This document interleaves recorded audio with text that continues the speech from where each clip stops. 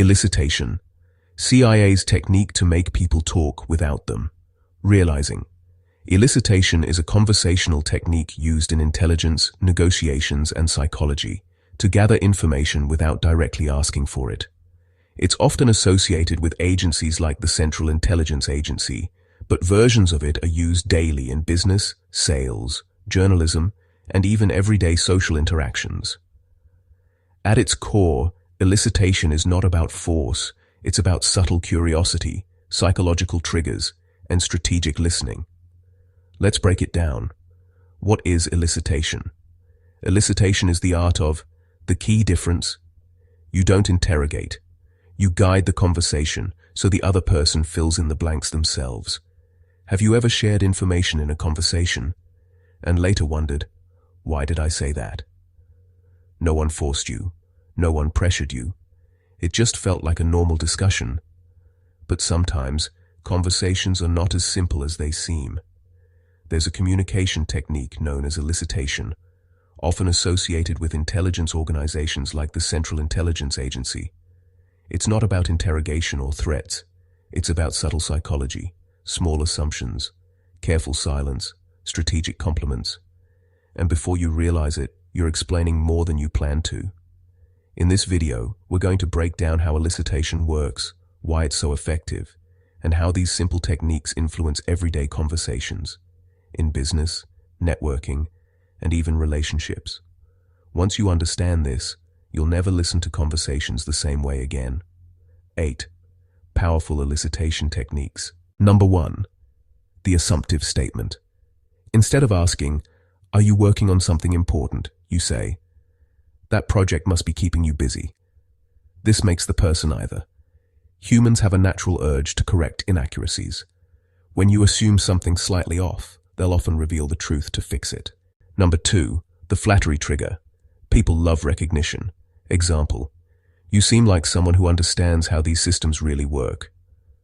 Ego opens doors. When someone feels respected or admired, they naturally share more. But it must feel genuine. Forced praise raises suspicion. Number 3. The "I'm just curious" approach. Lower the pressure. I've always wondered how that industry handles competition. Framing curiosity as casual makes it safe to answer. No pressure, no defense. Number 4. Strategic silence. This one is powerful. Ask a light question, then stay quiet. Silence creates psychological discomfort. Most people will fill that silence with more information than they intended. Master negotiators use this constantly. Number 5. The third-party angle. Instead of asking directly, "How secure is your company?" try, "I heard companies in your field are struggling with data leaks lately." Now they'll clarify. People speak more freely when the topic feels indirect. Number 6. The false statement, soft contradiction.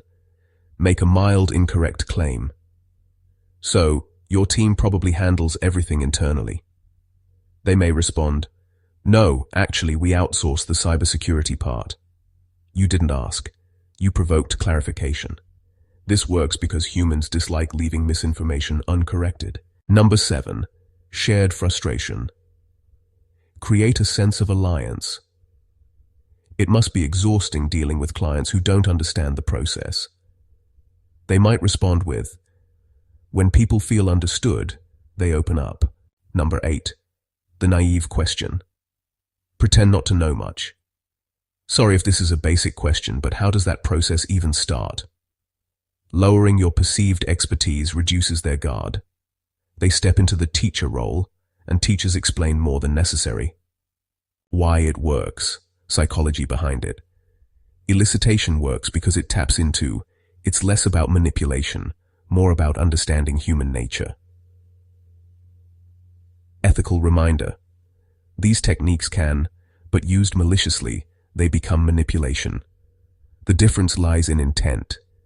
Use elicitation to, not to exploit. Elicitation is powerful because it feels harmless.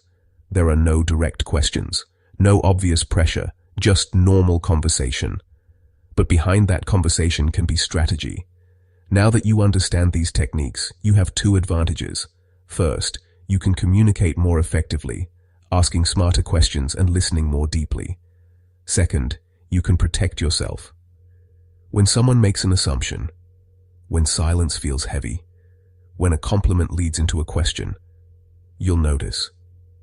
The real power isn't in making people talk. It's in knowing when to speak and when to stay silent. Use this knowledge wisely.